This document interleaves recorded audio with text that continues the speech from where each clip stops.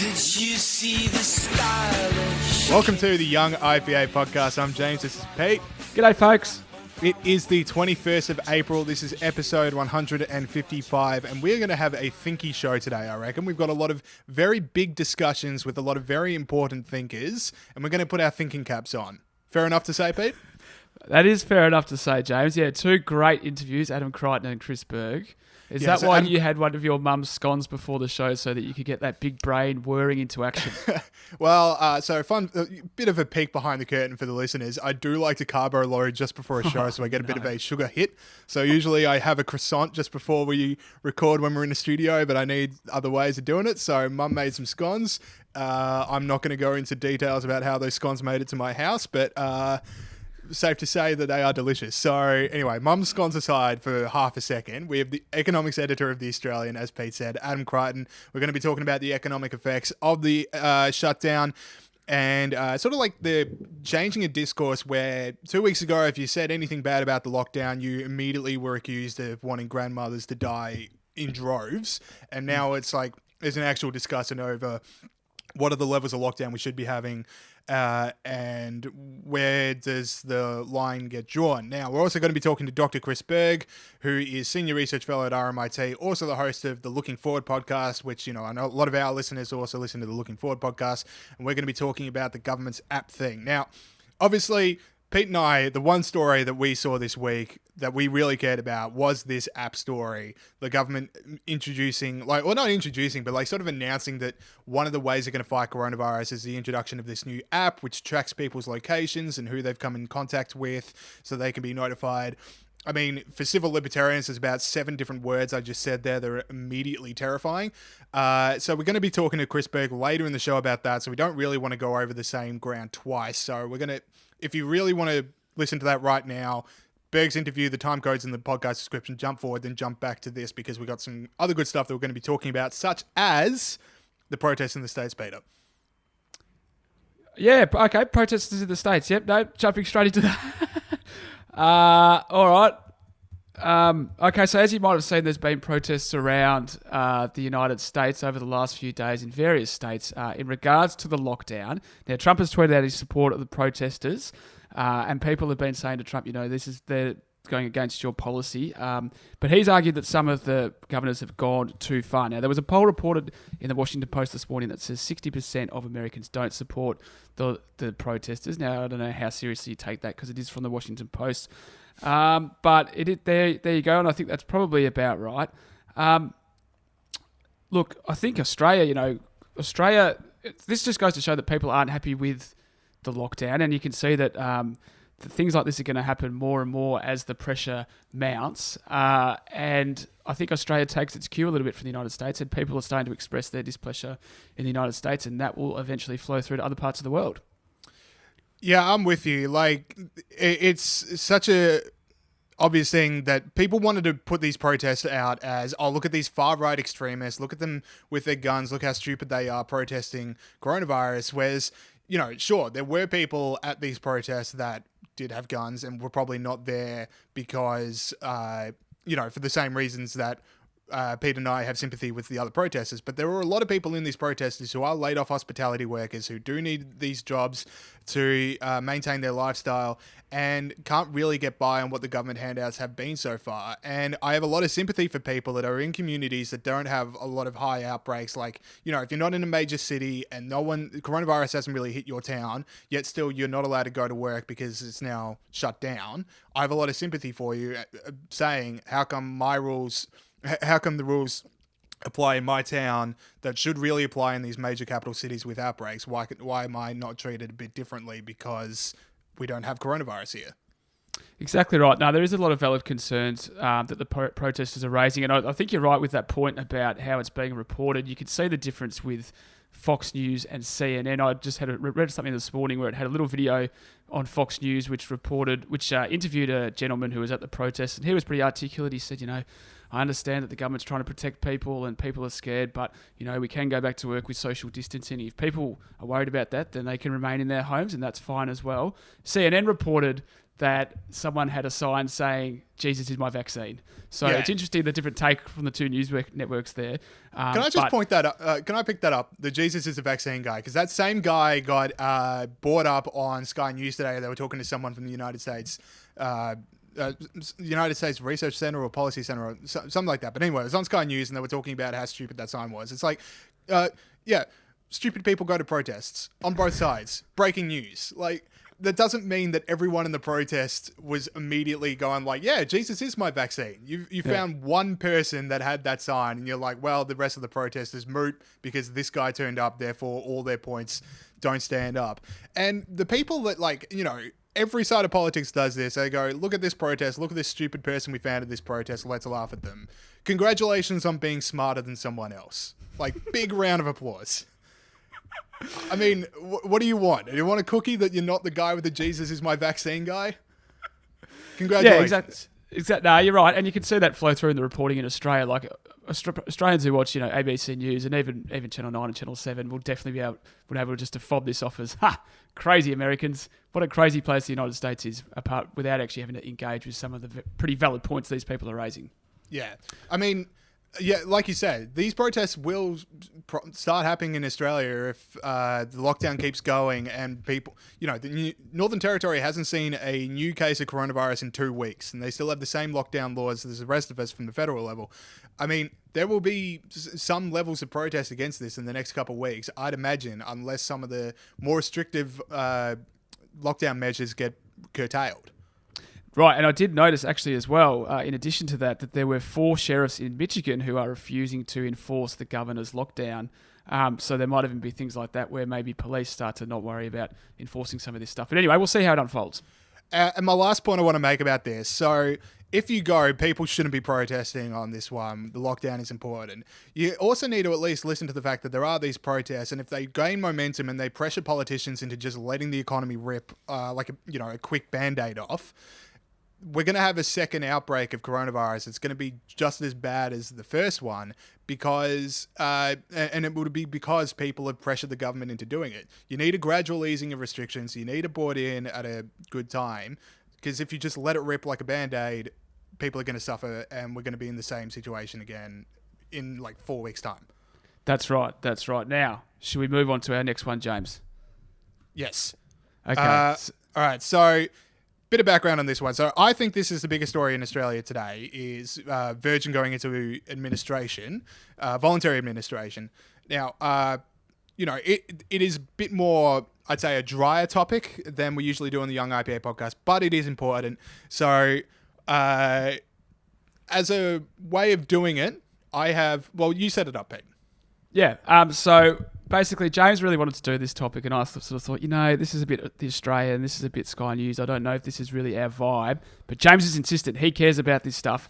So I said, look, you can be serious as you want for 30 seconds, and then we'll move on. So we're talking about, of course, Virgin going into administration this morning as announced everywhere. James, What are your thoughts? Hang on. Right, sorry. I've got to get so timer. I literally have 30 seconds, and then a timer goes off, and I have to shut up, and we have to move on with the rest of the show. I feel like I think can this ask is you some important. questions if I want. Okay. Well, that sort of defeats the purpose of the timer, but all right. All right. Are you ready? Yep. Okay. Go. Okay, so Virgin went into voluntary administration today. My heart goes out to you if you were affected. That's not fun for anyone. But there's now the idea is now, should Australian taxpayers bail out Virgin? Now, 90% of Virgin Australia is foreign-owned to begin with. Singapore Airlines, Etihad Airways, and Chinese conglomerates, the HNA Group and Hansan, owning 80% between them, and then Richard Branson owning the last 10%. Now, why is it that Australian taxpayers immediately need to step in already? Labor pushing this so Qantas has competition because of how pricey flights were after Ansett went down. Get rid of cabotage, get rid of regulations to let other airlines come in if you really want competition. I actually gave you a few extra seconds because you were sort of, I could see you were coming to the end. But yes. I gave you 33 seconds. So what's the cabotage point, just quickly? So cabotage is basically the regulations that exist to stop other airlines coming in and, taking Aussie jobs kind of angle. Whereas if you're worried about Qantas having a monopoly on domestic aviation, if Virgin goes down, then the best way to do that is to let other competitors into the thing. It's not to bail out Virgin. I mean, Labor go, we need a competition between two people to bring down prices. Let me just pitch you this, a competition between 10 people to bring down There you go. prices. There we go. How good's that? Doesn't That's that a sound point. good? I'm glad that we've talked about this. I told you it was better than 30 seconds. You doubted me. There's some No, that's interesting good. stuff here. That is interesting stuff. Check it out, people. Now, where are we heading to next, James? Okay, Interviews, so is that next right? up, we're going to be talking to economics editor of The Australian, Adam Crichton, about the economic effects of coronavirus. So let's go to that now. Okay, we now welcome on to the show Adam Crichton, economics editor of The Australian. Welcome to the show. Thanks for having me. All right, so with Sydney Morning Herald and The Guardian now running articles in support of easing of restrictions, and then overnight the UK opposition leader, the new one, Keir Starmer, called for the government to announce plans to end the lockdown. Safe to say the discourse has changed from even like a week ago or 2 weeks ago, where anything anyone said bad about the lockdowns was immediately hounded. So do you feel vindicated? Yeah, look, actually I do. I mean, I've been overwhelmed with the deluge of the past couple of weeks, largely of support actually, but also a lot of furious, angry people saying terrible things to me. But just as you pointed out, the zeitgeist, if you like, is definitely changing on this. And, we're seeing governments all around the world, even Spain, I understand, and Denmark, where there's still, very high infection rates and tragically still many deaths. Even those governments have decided that they just can't keep their economies severely locked down for longer than, say, 5-6 weeks.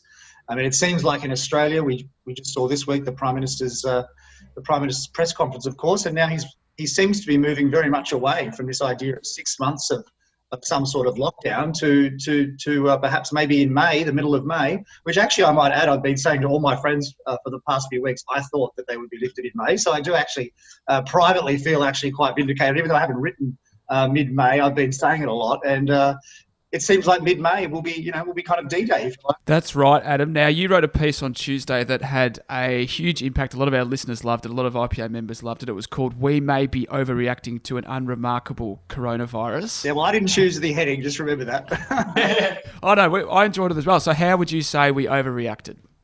Well, look, I think I was trying to say that we are overreacting now. I mean, I think at the beginning, kind of late Feb, things were very scary. There were a lot of predictions that this was going to be a Spanish flu, which would wipe out tens of millions of people around the world. And so I could understand the politics. I think I had a line in that column. I could understand the politics of, kind of total shutdown, if you like, even though, maybe I wouldn't have done that, but I could certainly understand it. But now that we've had more and more data come in from around the world, in Australia, it seems like it's not as dangerous as we first thought, this virus.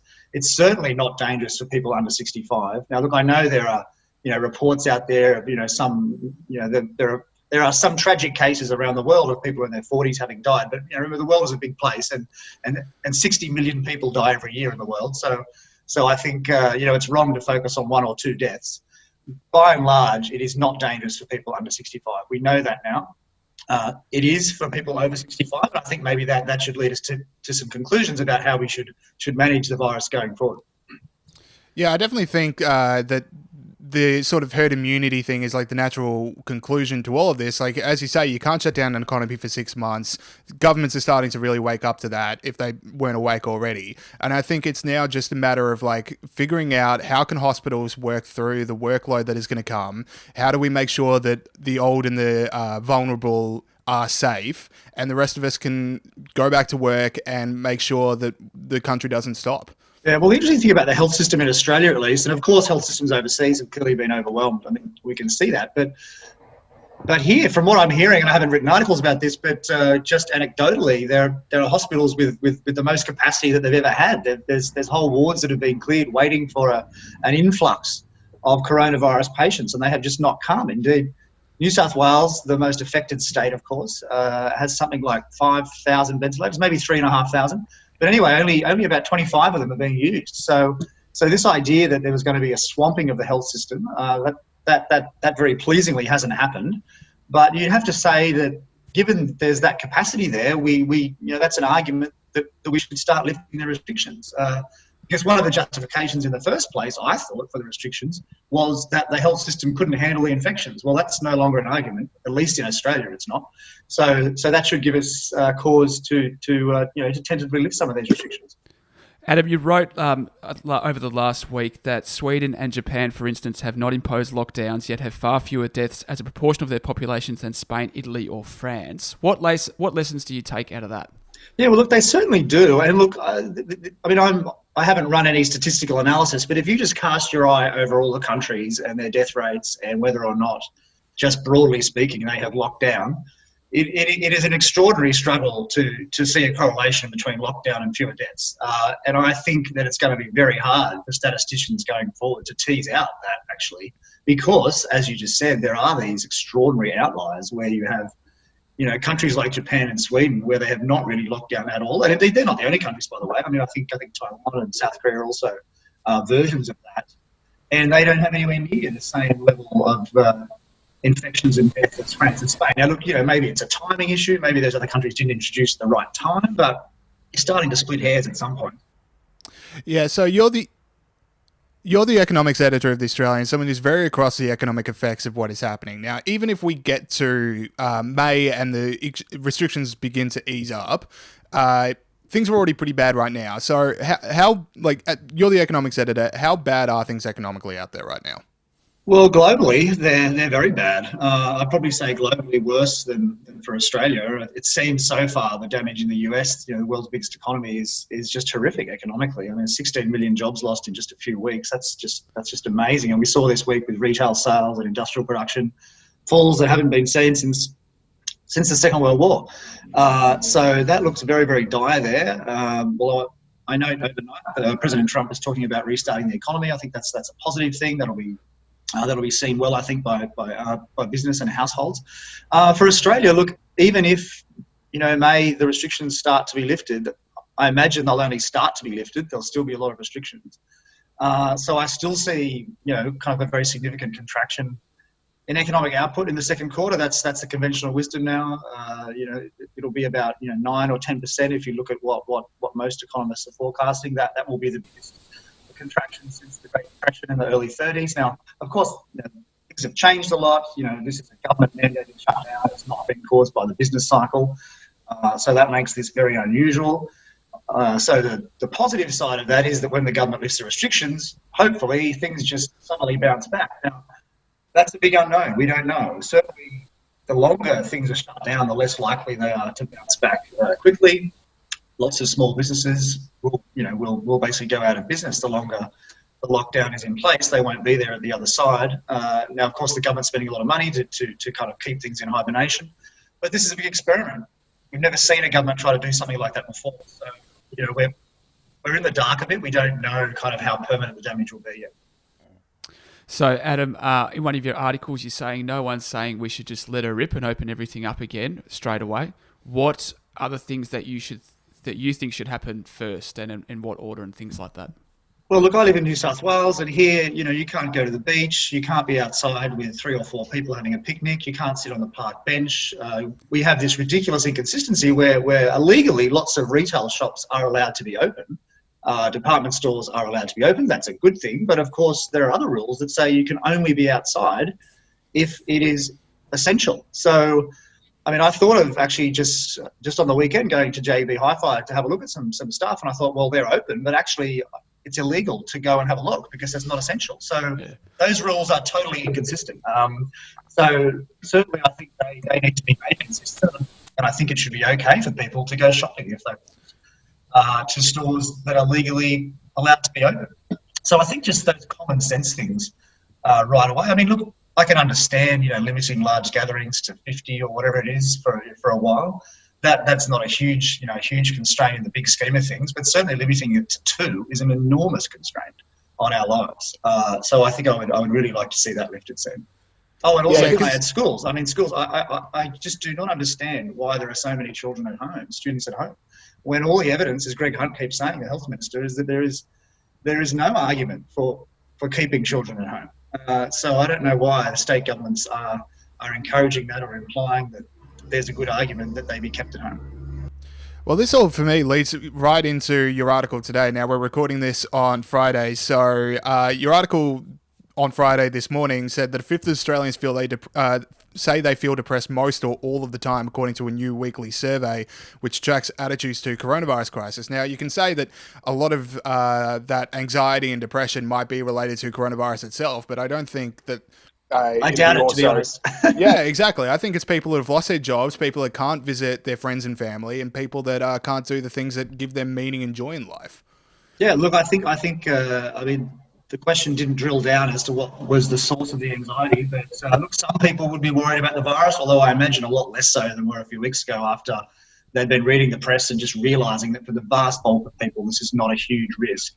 But certainly the anxiety of losing your job, losing your income, having your hours cut, that is huge. And certainly in journalism, kind of as a journalist, that's something the media, quite understandably worry about too. I mean, our industry is obviously heavily affected by the shutdown, as are many industries. So there's a lot of anxious journalists out there. So you've wrote an article the other day about this may cause the biggest population decline in Australian history. That's really interesting viewpoint. What's the impact of that? Well, look, yeah, just the basic outline is at the end of Christmas last year. So at the end of last year, we had 2.4 million temporary visa holders in Australia.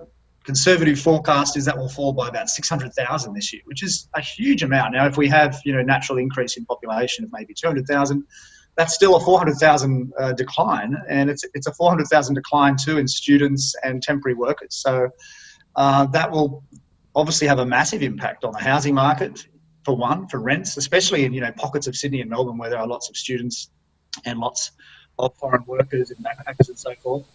Which includes actually where I live near King's Cross in Sydney. It's going to be completely decimated as there's this huge exodus of young foreigners. I mean, I think it's a very sad thing.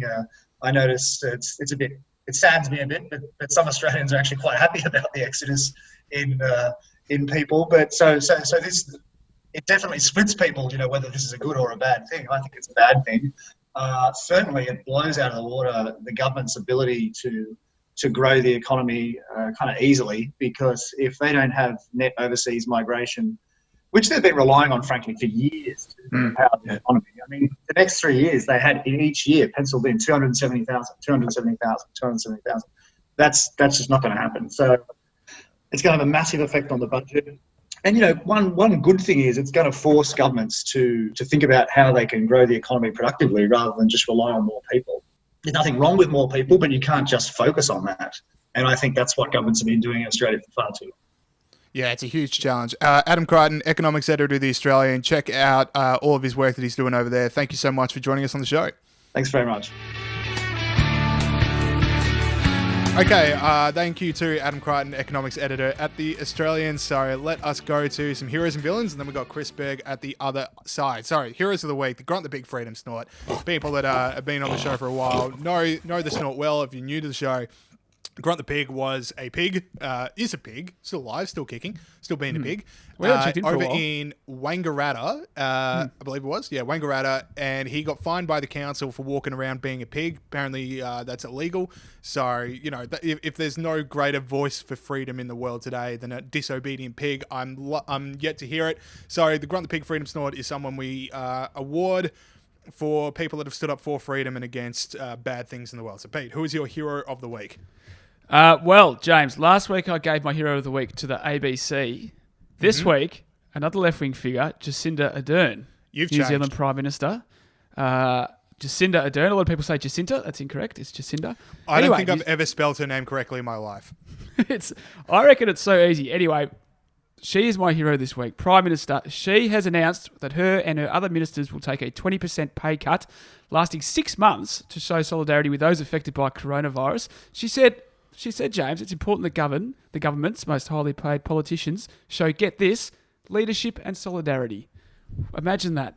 Now, not only is she and her ministers and the opposition leader taking a pay cut, but also the Director General of Health in New Zealand, Dr. Ashley Bloomfield, has said that he will take a pay cut too. So it's not just the politicians over there, mate. It's also the bureaucrats. We've been we've been making this point eloquently for a number of weeks.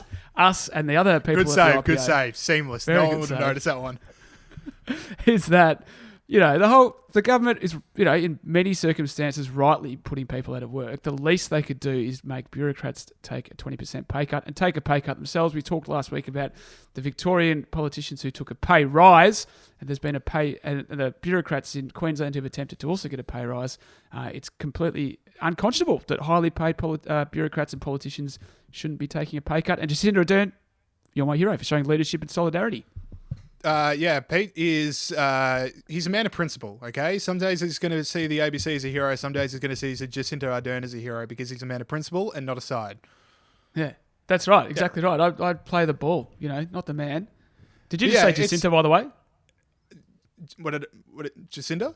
I think, Jacinda. Yeah. I think you just said it wrong. I think you just said Jacinda. Well, I spell it wrong, I pronounce it wrong. But I agree with you. She is a hero because, we're either all in this together or we're not. And we're either all feeling the effects of coronavirus or we're not. So it's really good to see politicians and senior public servants in New Zealand take a hit for solidarity with people that do not have a job right now. Exactly right. That said, that wellbeing budget will never work, Jacinda. Give it a miss. I thought you were saying that said it is an election cycle, so we might see more things like this. But that would be cynical. Now, my hero of the week is, I think, a development on a hero I've already handed out. So Elon Musk handed out, he said he was giving 1,000 ventilators to California hospitals, and we sort of made him a hero a few weeks ago. And, Californians knew if they turned down the ventilators, they were going to get called a pedophile, as is the Elon Musk playbook. The playbook. It's a playbook. But anyway, so we've got an update on this. So CNN on April 16 tweeted out 3 weeks after Tesla CEO Elon Musk said he had obtained more than 1,000 ventilators to help California hospitals treating patients infected with coronavirus. The governor's office says none of the promised ventilators have been received by hospitals. Now, that would be some bad PR for Elon Musk if it were true. Unfortunately, it were not true. Elon Musk tweeted back, what I find most surprising is that CNN still exists. And then this became a big story. Governor Newsom in California, the governor of the whole state, came out and said, I told you a few days ago, it's likely to have 1,000 ventilators this week. It was a heroic effort. Elon Musk even tweeted out some email correspondence between the Tesla people and people involved in health in California, showing that not only the ventilators had been delivered, that they passed testing as well. So CNN took a big loss. Now, it doesn't stop there, all right? So CNN, they're already being shown to be fake news on this one, but it keeps going. So CNN executive Matt Dornick refused to go down quietly with this one. He tweeted out, weird to attack CNN for what the California governor's office said, especially when your own spokespeople at Tesla didn't respond to a request for comment. Seems like your outrage should be directed at the entity that made the claim, not the one that reported it. Are you new to this? So very, he's got his jukes up, he's fighting. Musk responded to the CNN executive, perhaps you aren't aware that Twitter has a search function. The hospitals themselves acknowledge the receipt of the ventilators and then send a list of hospitals that have benefited from his company's ventilators. So CNN should have taken the loss early. They've now taken 2 different losses. Sometimes in life, you need to learn how to take a loss. Now, Pete, you're a man that's taken many losses in his life. What advice would you give to CNN about how to handle loss with dignity?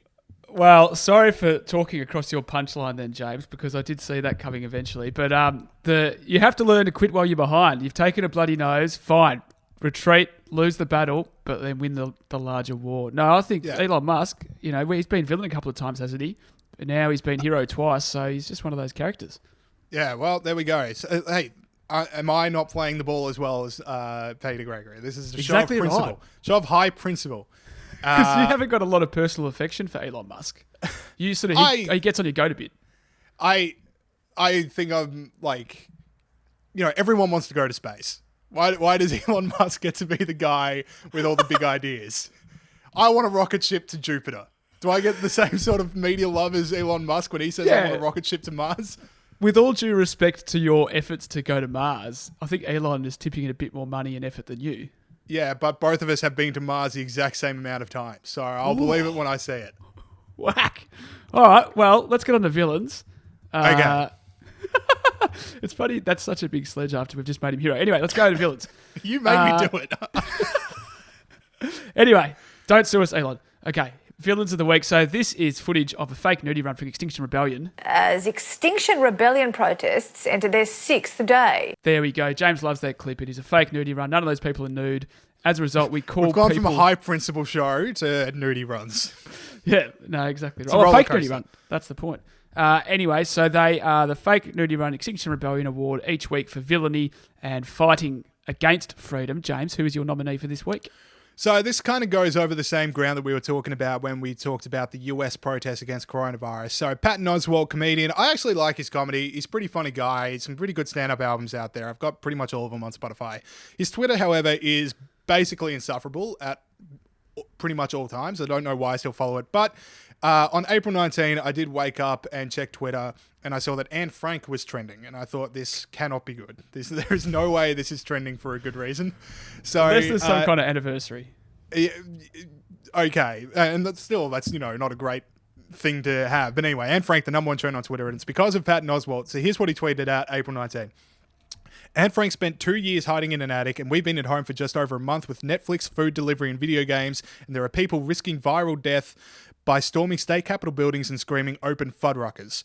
Now, Fuddruckers is a restaurant chain in the US, so he's basically just saying, let them eat cake. Like, this is our 21st century, 2020 coronavirus equivalent of Marie Antoinette saying, let them eat cake. I was It's wondering pathetic. what...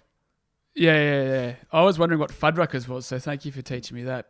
Yeah, so does anything better symbolize like the far left's abandoning of poor people than you like Fuddruckers and not the $30 cheese I get at the grocery, so therefore you're stupider than me and you should listen to me why all these lockdowns are a good thing. Yeah, exactly right. Exactly And him right. So going what- like, we've got Netflix, food delivery and video games. Great for Patton Oswalt, but there are people in those protests that cannot afford Netflix, food delivery and video games, and they're wondering where the next paycheck's going to be.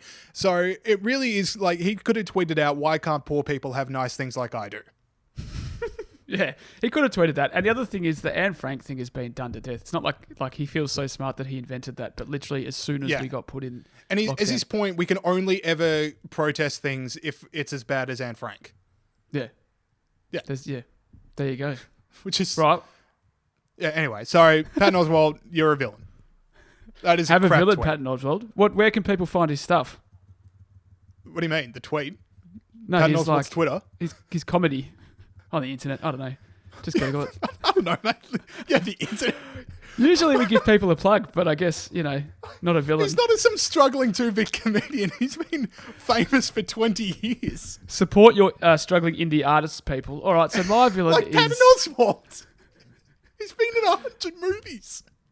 Yeah, well, I've never heard of this guy, but apparently he's famous. Anyway, my villain. My villain, James. I'm talking about the Lord. UK police. But the UK police, there's a few instances I'm going to run through. Dame Cressida Dick. Is that how you pronounce Cressida? Probably. Cressida Again, I'm Dick. still hung up on Jacinda Ardern. She is Met Police Chief. She's come under fire because she was spotted leading a round of applause on Westminster Bridge in breach of social distancing laws. It was one of those weird, creepy round of applauses for the NHS. James, why are the police organising mass gatherings? So there's a lot of these going on around the United Kingdom so we all respect the NHS health workers and nurses and doctors and all that stuff. They're doing a great job. A lot of support from the public, as they should. I'm not sure why, in addition to that support, police would then, in large numbers, gather outside hospitals to sort of piggyback off that support. Yeah, I don't know. I kind of... To me, like, the outpouring of appreciation for people in jobs that don't often get the same sort of public appreciation, like everyone getting around grocery workers, everyone getting around, bin men are now getting shouts out, and hospital workers is a good thing. And I'm sorry if that turns me into a soy boy, but I like it. No, that's not what I'm talking about. I don't mind that at all. What I'm talking about is dozens of police officers forming additional gatherings outside. First of all, as we saw in Melbourne, aggravated burglary has reached a 10-year high in some suburbs. So there's lots of crime going on. It's not like they've got nothing to do, but it's just this idea of we cannot have mass gatherings because people will die, but we're going to organise additional mass gatherings. So that occurred. She's my first one. The second one is just another one at Southend Hospital last week. Dozens of police officers formed these gatherings to clap the NHS workers at a place where 106 people have died of coronavirus. I don't know if that's the kind of place you should be going unless you have to go there. And of course, the other one we found was a UK policeman was found doing this during the week. Saul, roll the tape. Sit in your car, shut up. And if you want step to me and put thing in your chest out, something like that, then fine, I'll lock you up. We'll do that, shall we? I'll make something up. Public order. Score up to a police officer. Should I do that? Who are they going to believe, me or you? Who are they going to believe, me or you? So, yeah, threatening to make something up against someone on the street is not something that the police should be doing. So, overall, Just say he was UK going police, to a yoga class. Yes. Yeah. That guy looked like the kind of Or guy that would go to a exercising yoga with more than class. 3 people. Yep. Okay, so that's my villain.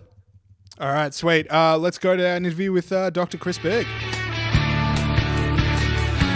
Okay, we now welcome back onto the show after, a pretty lengthy hiatus. So welcome back. Dr. Chris Berg, host of the IPA's Looking Forward podcast and also a senior research fellow at RMIT. How you going, Chris? Really well. It's the only important thing is that I did come back. That's all.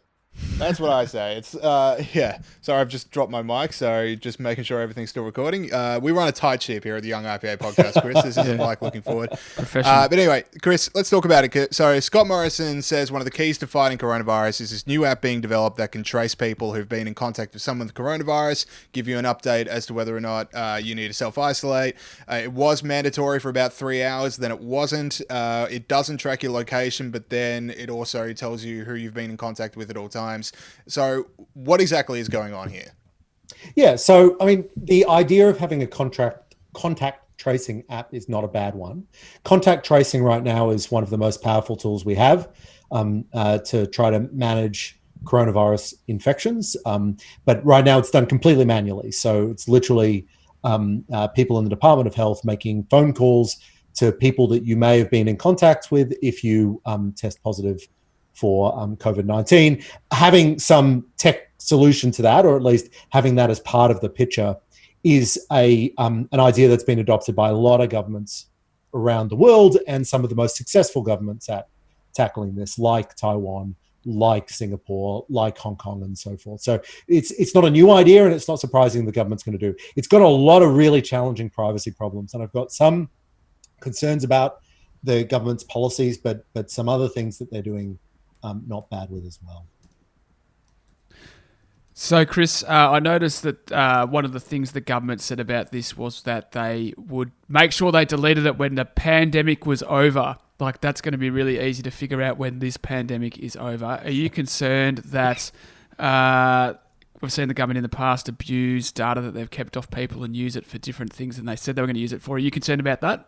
Oh, absolutely. So, I mean, that is, as you probably know, that's the history of privacy, and particularly in the tech space in Australia, that we're told that a policy is introduced for one reason, say something that no one would disagree with, which is tackling something like terrorism or tackling child abuse or something along those lines. And then suddenly we realize that it's being used, in fact, for regulatory policy, for local councils managing. This is the story of data retention. This is no doubt going to be the story of the encryption debate that happened 18 months ago, and I'm incredibly concerned that a app like this could be misused, in part because the government just has a terrible track record on this. And while I wish we could, I don't think that we can give them the benefit of the doubt. Now, in that context, any claim made by the government that it just promises to do something is not a credible promise.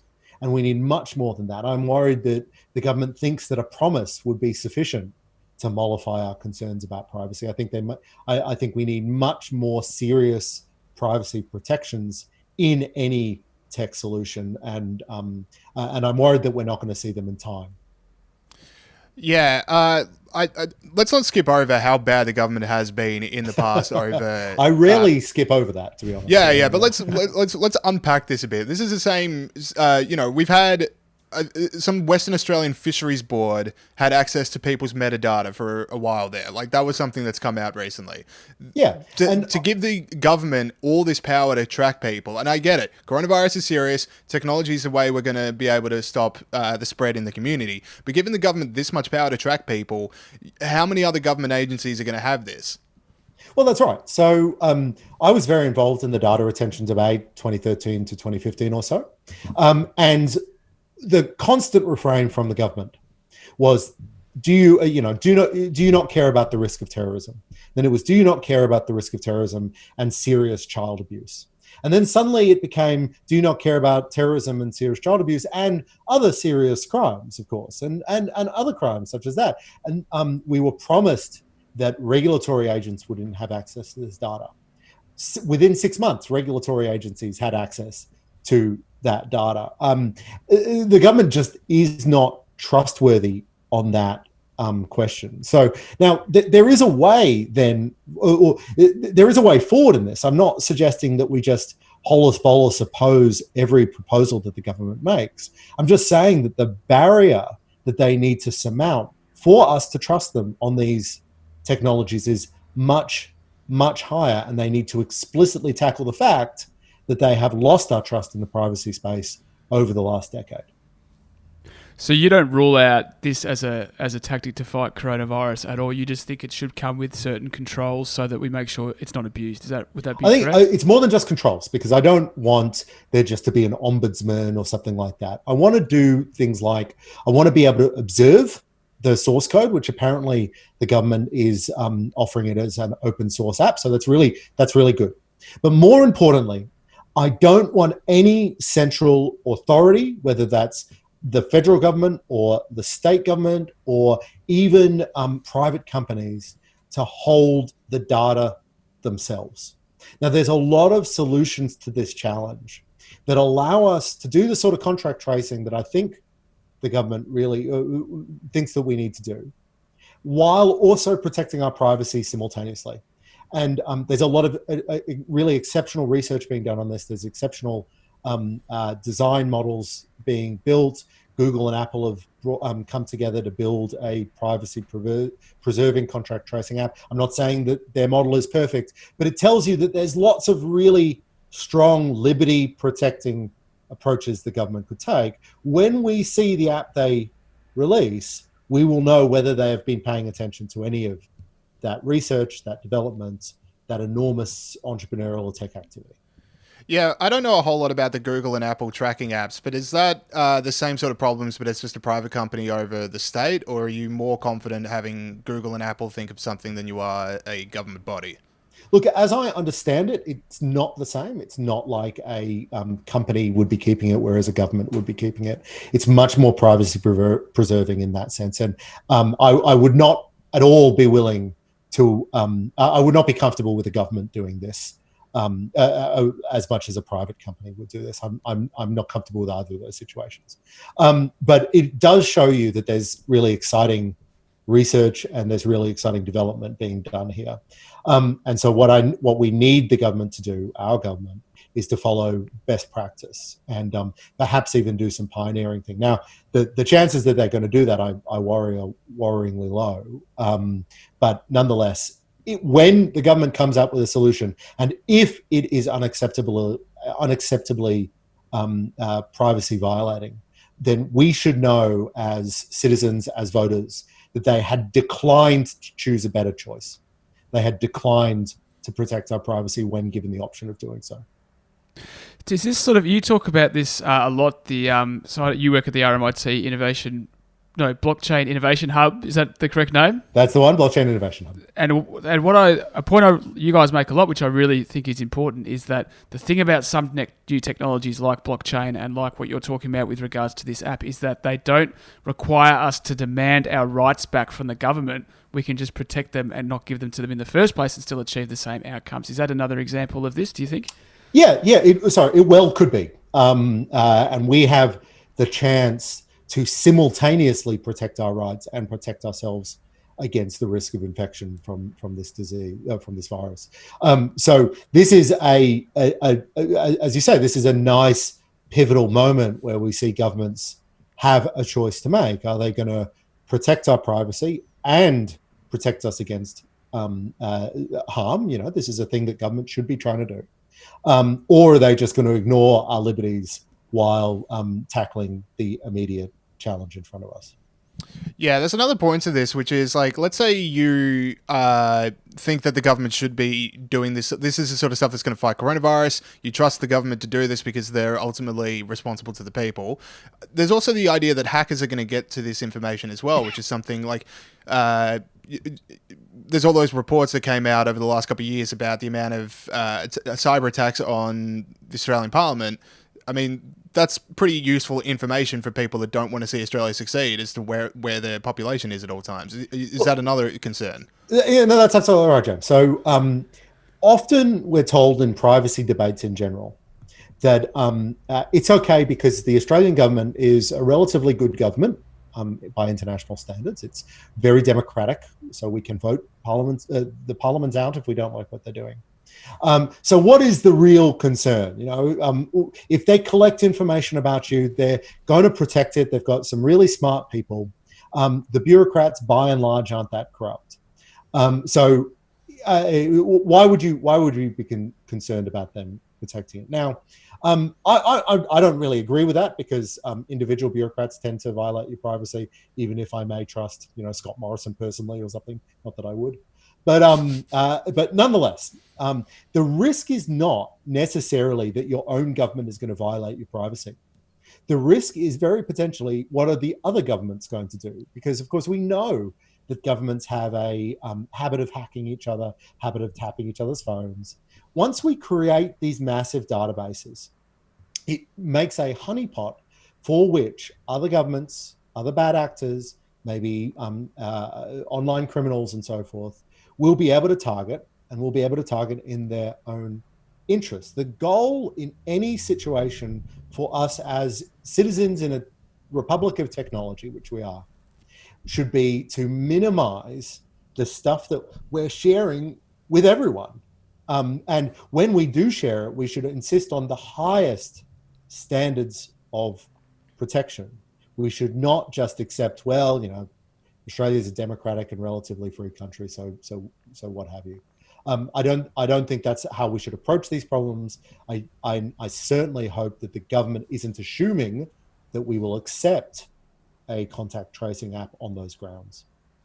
So, Berg, it's fair to say that you are what could be described as a big liberty guy. Over the last few years, I think that's a scientific term. Massive liberty bloke. Yep. Loves liberty. Anyone who's followed the Australian political debate over the last decade would know that. Have you found now one of the very few kind of instances where it's maybe justifiable for a government to contravene people's normal liberties is in the case of a pandemic? Have you found yourself take different positions on certain things during the course of this? Have you noticed that at all?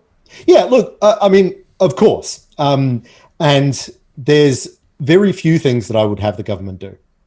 One of them is national security, so protects us from invasion. And the other one would be genuine public health problems like a pandemic. Not public health problems we should drink less alcohol, because those aren't things that have huge externalities on other people. Traditional public health is things like manage epidemics, drain swamps so that we can get rid of mosquitoes with illness, diseases, and so forth. So this is well within the government's purview on almost any libertarian framework that you can think of. But it does put you in a strange position, which is like, yes, the government should act hard and fast right now. And I've been in this situation thinking about how the government should respond to the damage on the economy of this pandemic. And the thing that I'm stuck on, and we've spoken about this on Looking Forward, the thing that I'm stuck on is that the government has made the decision to shut the economy down. It's not like in the global financial crisis, where a lot of firms made bad decisions. They invested poorly, and there had to be a sort of economic reckoning where those bets that they made were turned out to be bad bets. In this case, the government shut the economy down. Social distancing shut the economy down. The government has said to, say, airlines, to pick a random example, that no one, really international travel is shut down because we've got to be quarantined for 2 weeks on both ends of the trip. So in that context, I think of the extraordinary things that the government has done as well. That is the price of fighting this pandemic. I don't like it. I hate the idea that I might be arguing to bail companies out or expand the welfare state. But that is the price where we are at right now, given the decision that the government made to pursue a public health agenda. What I'm thinking about, and what I think we should be thinking about as libertarians or conservatives or classical liberals, is how do we make sure that the economy that comes out of this crisis is a free market economy? That's the sort of work that we're doing at the moment. Yeah, if you pitched me JobKeeper stuff 6 months ago, I would have a very different opinion to what I do today. And I'm with you, like the libertarian liberal people that are out there concerned about the future of the economy, like when this is over, the pushes for less red tape, the pushes for less government intervention in the economy is going to never be stronger. I want to bring this back to something you brought up at the start of the interview, which is that this tracking app was used effectively in Singapore. Now, I also saw that only 40% of people in Singapore had signed up to it, and it was voluntary. And, without wanting to make broad generalizations, I think Australia is much more skeptical of handing over powers to state than people from Singapore in general terms. So I reckon this app is going to be downloaded by very, very few Australians. Do you see it becoming a bit more mandatory in future if only 5% people take it up? Yeah, so I want to clarify that there's been some reporting that they're going to use the Singapore app or base it on the Singapore app. We don't know. Right now we are debating, in fact, the entire country is debating an app that doesn't exist. It hasn't been built. It is apparently going through some privacy process at the moment. The Singapore model has been relatively successful, but it's not just because there was an app. It's because there's very, very high state capacity in Singapore. It's just a city, a single city. It's not like Australia is. So there's some really substantial differences. And it is also worth pointing out that we're doing much better than Singapore is. In fact, Singapore seemed like it was holding the infection rate down relatively well, and it sort of spiked up again. But you're absolutely right. These apps, if we didn't care about privacy, if we didn't care about individual freedom, we would say these apps are effective the most when 100% of people or everybody who has a smartphone has the app. That is absolutely not going to happen in Australia. And not only because, we care about our privacy, but also there's no way that you're going to get 100% of Australians who own a smartphone to download an app. Or just 100% of Australians to do anything. Or to know that it exists. So I mean, that's obviously not going to happen. So I hope when the government is thinking about the contact tracing application and how it fits in to their general strategy, I hope they are counting on the fact that there will be very, very few people who have it, and there will be very, very few people who have it initially. Because even if they say, by December, everyone will have the contact tracing app, well, it'll be an entirely different ballgame in December. I will point out one final point on that, though. Everything that we have done has been pre-contact tracing app. The countries that I mentioned before had their apps up and running a lot earlier. We have driven the infection rate down to, it's what day is it today? It's Monday today. We've driven it down to 1 in Victoria today, 1 person. That's in the absence of a contact tracing app. It is very possible that this comes too little too late to have a meaningful impact on infection rates. Very interesting, Chris. Now, you mentioned this just before about how we set our economy up for the future. You guys have a book out called Cryoeconomics. I hope I'm pronouncing that correctly. How to Unfreeze an Economy. When is that out and what's it about? Well, we made up the word, Pete, so really your guess about how to pronounce it is as good as mine. So this is what you can do if you're an academic. You just make up words. It doesn't matter. And everybody's like, oh, that's a very important word. So it's being published with the American Institute for Economic Research, and I'm hoping it will be out in the next week or two. We'll be talking at great length about it over the next couple of weeks, obviously. Our argument is basically that we need to start thinking about how to get out of this crisis. We're not tackling directly the question of, well, were the lockdowns a good idea? Or when precisely should we get out of lockdown? We can all have our own individual views about that. But the fact is that the governments have put us into lockdown and they've crashed the economy as a result. What do we do now? That problem is compounded by the fact that they've done two things. They've tried to freeze the economy in place. So they've gone into this hibernation strategy in Australia, it's called. This is the idea of keeping everybody in their job, the JobKeeper policy, just until we ride the crisis out. So they've done that. They've also massively increased government spending as a consequence. So not only do we have to unfreeze the economy, not only do we have to return to work, we need to open up the restaurants, we need to pay for the extraordinary sums that we've incurred, much, much more than in any financial crisis over the last 7 decades in Australia. And this is the same for countries around the world. So our argument is that our book is about how to unfreeze an economy, recognizing that it's the idea of freezing economy is basically a fantasy. But it's also how will we be able to pay, how will we get the economic growth on the way out to return us to prosperity and to repay the extraordinary sums that we've committed to spending. Chris Berg, Dr. Chris Berg, sorry. We will be listening to you on the Looking Forward podcast out later this week, and also get Cairo Economics, or however Pete decided we pronounce that word, how to unfreeze an economy. Cairo Economics. It's Cairo Economics, all right. How to unfreeze an economy. Chris, thank you so much. Thank you so much. Okay, all right. Thank you too, Dr. Chris Berg, and we'll now run through. It's been a big show. We've done some high thinking. We've done some serious thinking, some learned thinking. Let's have some fun with some stories that made us laugh this week. Now, Pete, this is a segment that you created, and I'm really looking forward to. Yeah, so there's been so many fines. We've been looking for stories for the show. There's been so many fines that we decided that rather than give them each their separate story, we'll just give them my favourite fines for the week. Now, I haven't discussed with you this, but I want to call this segment Pete's Not Fine. I had This Is Not Fine. I like Pete's Not Fine. I thought you'd be disgusted. No, because I also had This Is Not Fine, so it's hard for me to turn around and talk. I made it about myself. I'm sorry, if it's a pun on the word fine, it's going to be a dad joke. I think we just both have to accept that it will be a dad joke and then move on.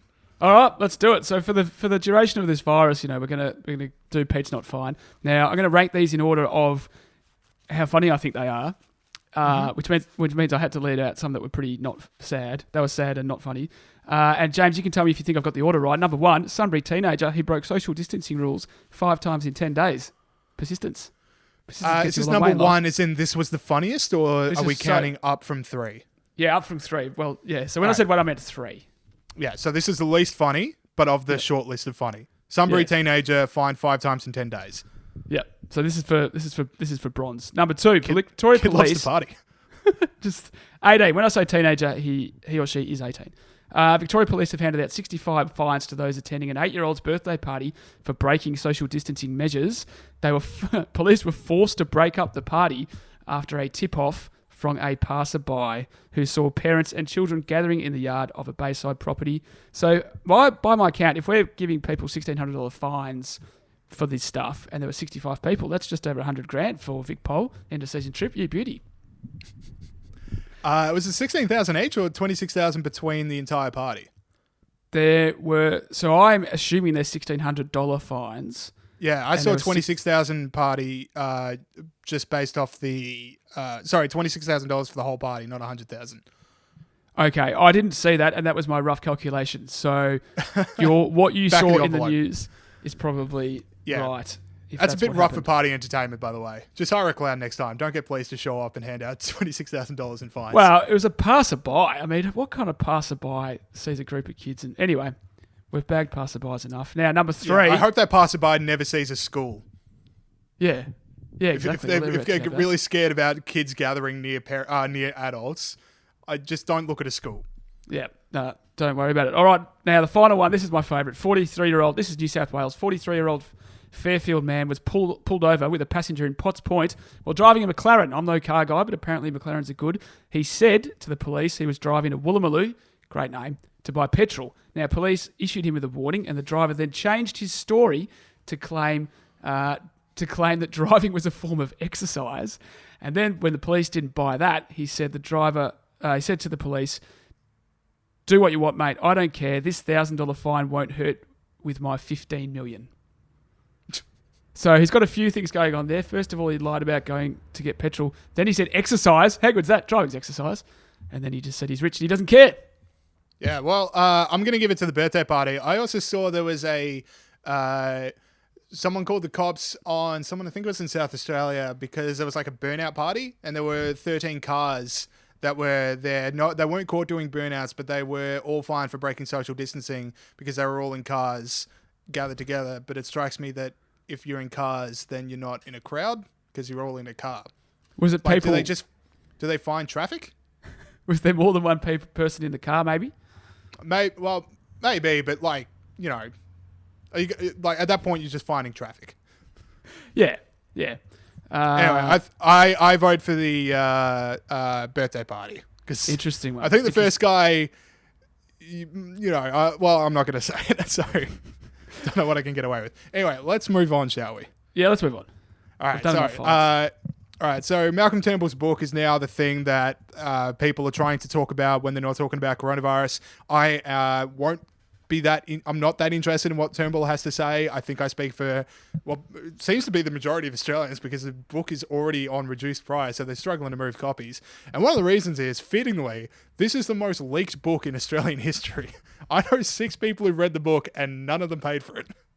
Yeah, okay. What kind of people are we talking about here? Because I know someone in Scott Morrison's office got caught reading the book, hacking. I'm just talking, well, I'm not going to like rat them out in a public forum, but safe to say people with a keen interest in politics are now reading Malcolm Turnbull's book. They haven't paid for it, which, you know, for the Prime Minister that fought against leaks is kind of ironic. There's now a move to chuck him out of the Liberal Party based on some of the revelations in the book, as obviously he's just having a go at every which person that has wronged him. Such a move against one of the Liberal Party's staunchest supporters. Where will Malcolm Turnbull go if he's kicked out of the Liberal Party? I mean, yeah, exactly. He'd be so sad. He'd be so sad. He's got no allies on the left that he could possibly go to. Yeah. Look, I think... what's that, sorry? I was going to say, like, he's definitely planning to hand out how-to-vote cards all over Wentworth next election, and now that's gone. It's tough for him. He's such a salt-of-the-earth Liberal type.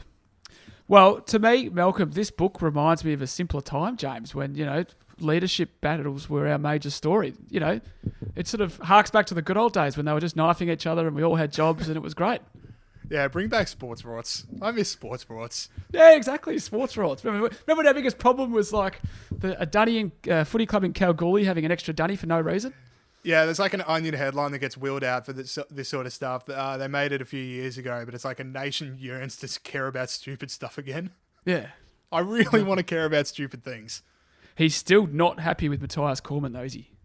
Yeah, he said Matthias Cormann was the reason that it all went down. So, I don't know. I've given this book as much oxygen as I can, so I'm not going to read the book. I doubt many people are. And, you know... it's sad to see we've already reduced prices for Australia's great communicator. The guy that could cross political divides is already having to knife the price of his book. That's right. Tough climate to put out a book. Anyway, so right. James, do you want me to tell you a story that you'll enjoy? Yes, I do. Let's end on a good note. Segue of the decade. Okay, Australian Academy of Science, James. The Academy of Science from Australia has put out together a database, the COVID-19 Expert Database, with the aim to provide a mechanism for governments, the business sector, the research sector, and other decision makers to easily access the expertise they need to inform their decision making. Now, that seems like a pretty valid thing to do. Great way to find out more about this awful disease, because we need to. Now, just get the big minds together. Get them exactly all. Right. Get them all on a database. Get them thinking. Get them learning. Let's get some products. Let's get some stuff done. Now, and as we know, James, we have to listen to our experts. Now, a bit of primary research from Kian Hussey at the IPA. Oh, I thought we were going to get something from Peter Gregory. It would be an absolute lie and plagiarism for me to steal this from Kian. And now he's noted at the IPA that 28 experts on gender have signed up. 28 experts on gender have signed up for the Australian Academy of Science. It's good to know that that is the case. Listen to those experts, people. Listen to those experts. Well, I'm not too keen to attack people who have a big platform that absolutely don't deserve it, because people in glass houses should not throw stones. But I will point out, we did learn the other week, Peter, that coronavirus is a gender issue. So I think these people do need to be listened to. That's right. We sent a few articles about how it affects because women are, primarily in nursing sectors, blah, blah, blah. It's Mm-hmm. affecting women worse than men. I think we claimed that it's not a competition, but if it was a competition, we were winning because more men have died. Now we're defining it women. as gender. So I think you're playing. Maybe they need to add a 29th expert, one Peter Gregory, PhD. I should sign up. Anyway, just thought people out there would like to know there is a database if they need some experts. All right, sweet. If you, for all of your questions about it. So that is it for the show this week. Thank you to Adam Creighton and Dr. Chris Berg. Now, bit of housekeeping at the end. We got something very fun for Friday, and Pete, you've been the man pushing for what we're doing on Friday. So why don't you get to break the news to our loyal listeners? Oh, this is a nice surprise. Yeah, no, I have saying, because I love doing the Young IPA podcast so much, that we should do more shows. And from now, for this week, I think we're going to do 2 shows, and the other one's going to be on Friday. Possibly slightly less, what would you call? Less, a little bit more high fun. learning and high thinking, which is this week's show. Right. Exactly So, right. Pete and I are about to give each other hernias based off how hard we've been thinking for this week's show. So Friday is going to be a bit looser. Yeah, Exactly right. And So, then next Tuesday, I'm not going to give it away, but big guest. Big guest. that's next Tuesday, isn't it? I thought Bolt's Big gone a week guess. early here, but then I looked at the Big date. guest. Really big guess. I don't know when we'll start announcing that, but definitely not now. But we will start Big announcing guest. that. Check it out. Make sure you don't miss that one. Big guest. See you guys next week. No, Out. Friday. After all that.